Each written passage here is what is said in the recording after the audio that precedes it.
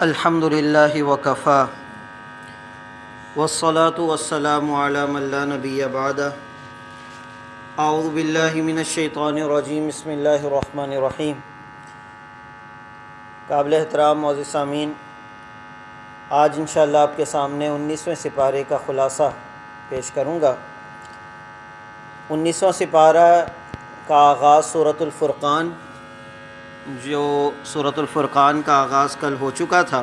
اللہ رب العالمین فرما رہے ہیں وَقَالَ الَّذِينَ لَا يَرْجُونَ لِقَاءَنَا لَوْلَا أُنزِلَ عَلَيْنَا الْمَلَائِكَةُ وَنَرَىٰ رَبَّنَا۔ اب یہ کفار لوگ جو آخرت کو جھٹلا رہے ہیں وہ یہ کہتے ہیں کہ اگر آپ صلی اللہ علیہ وسلم سچے ہیں تو ہم پر جو ہے فرشتے کیوں نہیں نازل ہوتے، یا ہم رب کو جو ہے تمہارے رب کو دیکھتے کیوں نہیں ہیں اپنی آنکھوں سے۔ تو اللہ رب العالمین فرما رہے ہیں کہ لقد استکبروا فی انفسہم، ان کے اندر تکبر آ گیا ہے۔ اس تکبر کی وجہ سے وہ آج اس بات کو کہہ رہے ہیں، ورنہ یہ بات کہنے والی نہیں تھی۔ اور کل قیامت کے دن اللہ فرما رہے ہیں یہ خود اپنی آنکھوں سے جب فرشتوں کو دیکھیں گے تو فرشتے جو ہے ان کو مہلت نہیں دیں گے، جو عذاب کے فرشتے ہیں۔ اس کے بعد اللہ رب العالمین فرما رہے ہیں الملک یومئذ الحق للرحمن، آج جو ہے قیامت کے دن آج کی بادشاہت کس کی ہے؟ وہ فقط رحمان کی، اللہ رب العالمین کی ہے۔ دنیا میں تو کچھ نہ کچھ اختیارات لوگوں کو دیے ہوئے تھے، لوگ سمجھ رہے تھے ہم جو ہے اس چھوٹی سی جگہ کے جو ہے مالک ہو گئے، تھوڑا سا کسی کو ملک کا اختیار دے دیا، کسی کو کسی ادارے کا اختیار دے دیا، کسی کو کسی اور بڑی ریاست کا اختیار دے دیا۔ اس انسان نے سمجھا کہ میں ہی سب کچھ ہوں، میں اپنی جو ہے مرضی اس میں چلاؤں گا۔ اللہ فرما رہے ہیں کہ اس دن میں سب کو بتاؤں گا کہ آج بادشاہت کس کی ہے، وہ فقط اللہ رب العالمین کی ہے۔ اور اس دن جو ہے وہ کافروں کے اوپر دن جو ہے بڑا سخت ہوگا۔ یوم یعض الظالم علی یدیہ، اس دن جو ہے ہاتھ پہ کاٹیں گے اپنے ظالم لوگ اس پریشانی کی وجہ سے کہ کاش کہ وہ کہیں گے یا لیتنی اتخذت مع الرسول سبیلا، اے کاش کہ میں رسول کا رستہ اپنا لیتا، میں نبی صلی اللہ علیہ وسلم کے اسوے پر چل لیتا، میں وہ سنتیں اپنا لیتا۔ اس وقت تو مجھے جو ہے لوگوں کے طعنوں کی وجہ سے میں نے چھوڑ دیا۔ اس دن جو ہے لوگ کیا کریں گے اور اپنے ہاتھوں پہ جو ہے وہ کاٹ کھائیں گے اور کہیں گے کاش کہ میں اس وقت دنیا میں رسول کا رستہ اپنا لیتا۔ یا ویلتا لیتنی لم اتخذ فلانا خلیلا، کاش کہ میں فلاں کو جس نے مجھے غلط رستہ دکھایا اس کو کاش کہ میں دوست نہ بناتا۔ لقد اضلنی عن الذکر بعد اذ جانی، جب اللہ کے رسول میرے پاس جو ہے ساری نشانیاں لے کر آ گئے تھے، اللہ نے قرآن بھیج دیا تھا، اس کے بعد مجھے جو ہے میرے دوست نے جو گمراہ تھا خود اس نے مجھے گمراہ کر دیا۔ وَكَانَ الشَّيْطَانُ لِلْإِنسَانِ خَذُولًا، حقیقت میں شیطان جو ہے انسان کو رسوا کرنے والا ہے۔ انسان کے ساتھ دنیا میں وعدے کرتا ہے کہ میں تمہاری بڑی جو ہے میں تمہارا جو ہے خیر خواہ ہوں، یہ کر لو یہ کر لو، لیکن کیا ہوگا کہ کل قیامت کے دن جب انسان اپنی جو ہے تباہی دیکھے گا تو وہ یہ سمجھ جائے گا کہ شیطان نے مجھے رسوا کر کے رکھ دیا۔ اور اس دن قیامت کے دن، یعنی ہم تو یہ آس لگائے بیٹھے ہیں نا کہ کل قیامت کے دن نبی صلی اللہ علیہ وسلم کے ہاتھوں جام کوثر مل جائے، نبی صلی اللہ علیہ وسلم کی شفاعت مل جائے۔ اللہ فرما رہے ہیں کہ اس دن کیا ہوگا وَقَالَ الرَّسُولُ يَا رَبِّ إِنَّ قَوْمِ اتَّخَذُوا هَذَا الْقُرْآنَ مَهْجُورًا، اے اللہ شکایت کریں گے نبی صلی اللہ علیہ وسلم، اے اللہ میری اس قوم نے جو ہے قرآن مجید کو اپنے پیٹھ کے پیچھے ڈال دیا تھا، عمل نہیں کر رہے تھے، انہوں نے جو ہے نظر انداز کر دیا تھا۔ یہ اللہ کے رسول صلی اللہ علیہ وسلم جو ہے شکوہ کریں گے اللہ رب العالمین کی بارگاہ میں۔ آپ ذرا سوچیں کہ وہ جو حدیث میں آیا کہ نبی صلی اللہ علیہ وسلم نے فرمایا میں حوض کوثر پر تمہارا انتظار کر رہا ہوں گا، کچھ لوگ آئیں گے تو فرشتے ان کو روک لیں گے، میں کہوں گا یہ میرے امتی ہیں، تو صحابہ تو فرشتے کہیں گے کہ آپ کو نہیں معلوم کہ آپ کے جانے کے بعد انہوں نے دین کے ساتھ کیا مذاق بنایا تھا۔ اور اس کے بعد نبی سے فرمایا فلا تسودوا وجہی، کل قیامت کے دن مجھے شرمندہ نہ کرنا، فرشتوں کے سامنے مجھے شرمندہ نہ کرنا۔ اس کے بعد اللہ رب العالمین نے رحمان کے بندوں کی صفات جو ہے اس صورت میں بتائی ہیں کہ وعباد الرحمن الذین یمشون علی الارض ہونا، یعنی قیامت کے دن بادشاہت کس کی ہوگی؟ رحمان کی ہوگی۔ للرحمن، ان رحمان کے بندوں کی تعریف اور نشانیاں کیا ہیں؟ ایک تو یہ ہے کہ وہ زمین پر بڑی نرم چال چلتے ہیں، چلنے سے پتہ چل جاتا ہے کہ یہ کس کا بندہ ہے، یہ شیطان کا بندہ ہے یا رحمان کا بندہ ہے، چلنے سے پتہ چل جاتا ہے۔ وعباد الرحمن الذین یمشون علی الارض ہونا واذا خاطبهم الجاہلون قالوا سلاما، زیادہ بحثیں نہیں کرتے، جہاں پتہ چلتا ہے کہ بحث کا فائدہ نہیں ہے وہاں پر کہتے ہیں سلام، کہ میں جو ہے تم سے بحث نہیں کرنے والا۔ اور ان کی راتیں کس طرح گزرتی ہیں؟ سجدوں میں گزرتی ہے، قیام کے اندر گزرتی ہیں، اور یہ دعا کرتے ہیں ربنا اصرف عنا عذاب جہنم، اے اللہ جہنم کی آگ سے ہمیں بچا لینا، ان عذابها کان غراما انہا ساعت مستقر و مقامہ۔ یہ جو ہم کہتے ہیں نا کہ مومن بندہ بس تھوڑی دیر کے لیے جو گناہ گار ہوگا وہ جو ہے جہنم میں جا کے اور جو ہے اپنی سزا پا کے پھر جنت میں چلا جائے گا، مومن بندہ کیا دعا کرتا ہے؟ انہا ساعت مستقر و مقامہ، اے اللہ جہنم ایسی جگہ ہے کہ تھوڑا دیر ٹھہریں یا ہمیشہ ٹھہریں، دونوں طرح سے بڑی خراب جگہ ہے اللہ، اس سے ہمیں جو ہے محفوظ رکھنا۔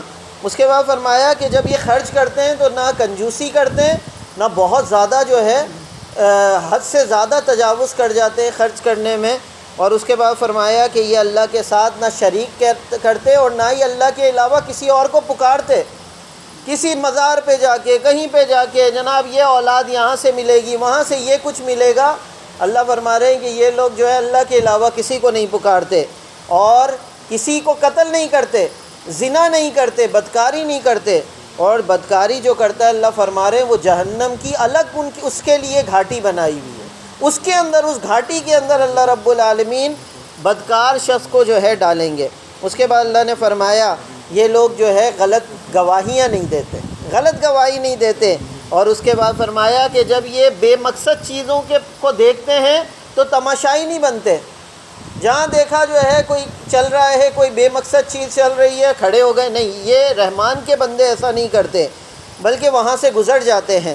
اور فرمایا کہ جب ان کے سامنے اللہ کی نشانیاں پیش کی جاتی ہیں، قرآن پیش کیا جاتا ہے تو یہ سن کر جو ہے دوسرے کان سے نکالتے نہیں ہیں بلکہ کیا کرتے ہیں؟ سوچتے ہیں، تفکر کرتے ہیں، تدبر کرتے ہیں، اور کہتے ہیں اے اللہ ہمیں جو ہے ہماری بیویوں سے اور ہماری اولاد سے ہمیں آنکھوں کی ٹھنڈک عطا فرما، وجعلنا للمتقین اماما، اور ہمیں متقی لوگوں کا امام بنا، یعنی جن کے اوپر بھی ہم جو ہے بڑا بنے، ہمارے گھر میں ہم بڑے ہوں تو وہ متقی ہوں، ہم کسی ادارے کے بڑے ہوں تو وہ متقی بن جائے، ہم کسی ملک کے سربراہ بن جائیں تو وہاں پہ تقویٰ پھیل جائے، ہم جہاں پر جس کے بڑے بنے ہم اس کا جو ہے ہمیں تقویٰ والوں کا امام بنا۔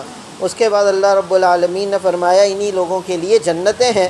سورۃ الشعراء کا آغاز ہے اور اللہ رب العالمین فرما رہے ہیں لعلک باخع نفسک الا یکونوا مؤمنین، اے اللہ کے رسول آپ اپنے آپ کو گھلا لیں گے کہ یہ لوگ ایمان کیوں نہیں لاتے، اس فکر کے اندر آپ اپنے آپ کو ختم کرتے جا رہے ہیں۔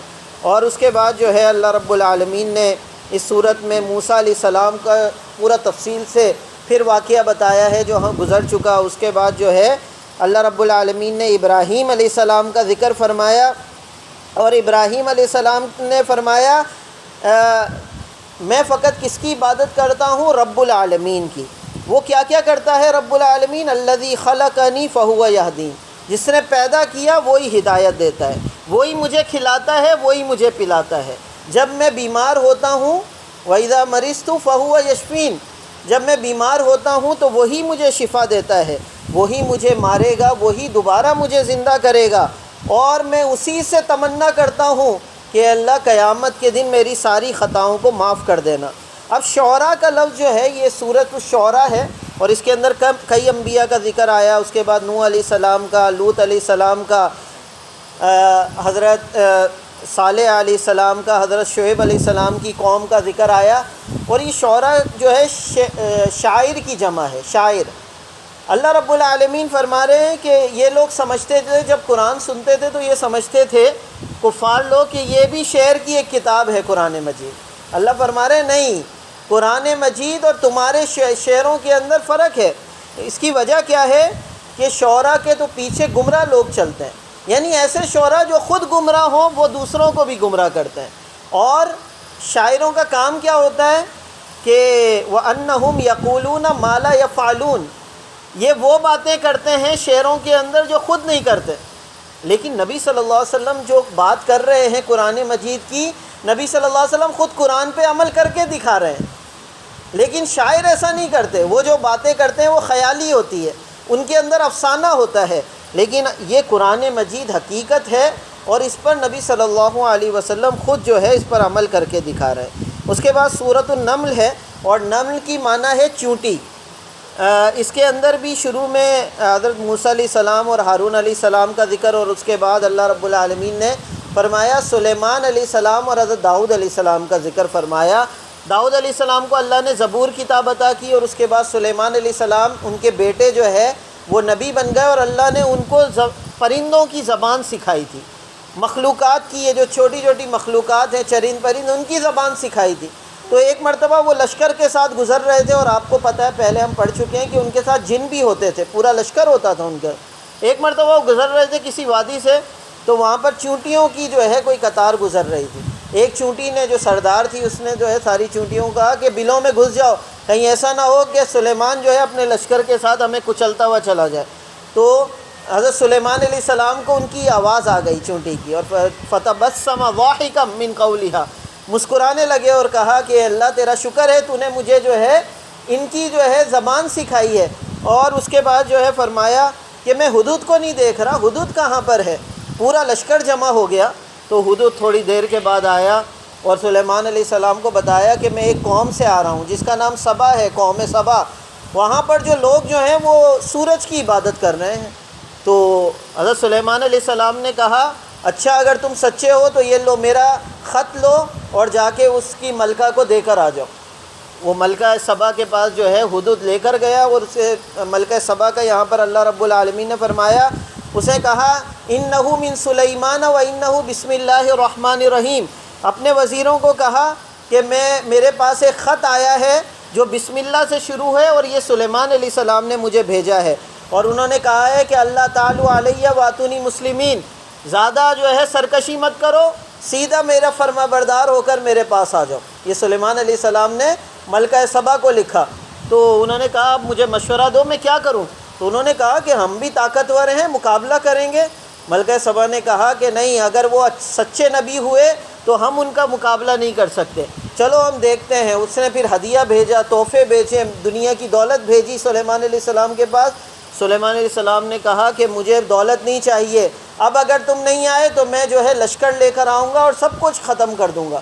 اس کے بعد وہ مسلمان ہو کر یعنی تابع دار ہو کر سلیمان علیہ السلام کے پاس ملکہ سبا پہنچی، لیکن اس سے پہلے اس کو نشانی دکھانے کے لیے رسالت کی، نبوت کی، حضرت سلیمان علیہ السلام نے کہا کون اس کا عرش اٹھا کر، تخت اٹھا کر لے کر آئے گا؟ تو وہ جو جن جو تھا وہاں پر بیٹھا ہوا تھا، اس نے کہا میں اتنی جلدی لاؤں گا کہ آپ اپنی جگہ سے کھڑے نہیں ہوں گے اور میں لے آؤں گا۔ تو جن کے پاس اللہ نے، ایک اور شخص تھا جس کو اللہ رب العالمین نے زبور کا علم عطا کیا تھا، انہوں نے کہا میں اتنی جلدی لے کر آؤں گا کہ آپ اپنی آنکھ نہیں جھپکائیں گے کہ آپ کے سامنے عرش موجود ہوگا۔ لہٰذا وہ لے کر آیا گیا۔ جب ملکہ آئی اس نے دیکھا کہ یہ تو میرا جیسا ہے۔ سلیمان علیہ السلام نے کہا یہ تمہارا عرش تو نہیں ہے؟ تو انہوں نے ملکہ نے کہا یہ میرا جو ہے عرش کی طرح لگ رہا ہے، اور وہ سمجھ گئی کہ یہ جو ہے اللہ کی طاقت ہے جو جس کے ذریعے یہاں پر یہ عرش آ گیا ہے۔ لہذا اس نے کہا کہ میں جو ہے ایمان لے کر آئی، اسلمت مع سلیمان لرب العالمین، میں جو ہے رب العالمین پر سلیمان علیہ السلام کے ساتھ ایمان لے کر آئی۔ یہ ساری نشانیاں قرآن مجید کے اندر اللہ رب العالمین نے ذکر کی ہے۔ اللہ سے دعا ہے کہ اللہ رب العالمین ان نشانیوں پہ ایمان لاتے ہوئے ہمارے دلوں کو ایمان کے نور سے منور فرمائے۔ وآخر دعوانا ان الحمد للہ رب العالمین۔